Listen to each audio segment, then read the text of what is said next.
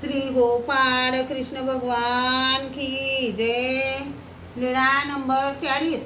भट्टोबासांना ज्ञात विरक्त भेद विषय व्यवहार तथा अटन निरूपण। भट्टोबासांनी विचारले, जीजी ज्ञात विरक्त कसा ओळखावा? सर्वज्ञ म्हणाले, वानऱ्या एकू शास्त्र जानोनी बोले, एकू नेनोनी बोले।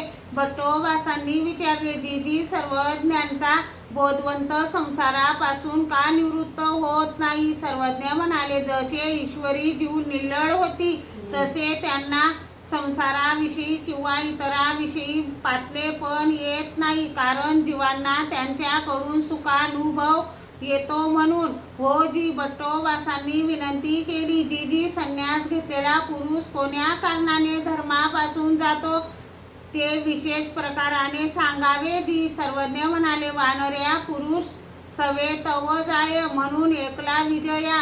हो जी। भट्टोबासांनी विचारले, जीजी महात्म्याने आलिंगन असताना काय कशा रीतीने कंठावा? सर्वज्ञ म्हणाले, नित्याटन करावे, ग्रामे एक रात्र, नगरे पंचरात्र। भट्टोबास म्हणाले, जीजी एक रात्र मुक्काम केल्यावर पात्राचा अंत करण्यासाठी पूर्ण गाव भिक्षा मागावी लागली। ते गाव व 5 दिवसापर्यंत हार पर्याप्त भिक्षेला जे गाव पुरले ते नगर असेच ना?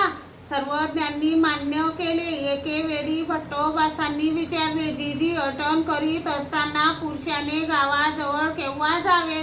सर्वज्ञ म्हणाले, दी मिळणी गावाचा कडी सरा टेकावे। हो जी। श्री गोपाळ कृष्ण भगवान की जय।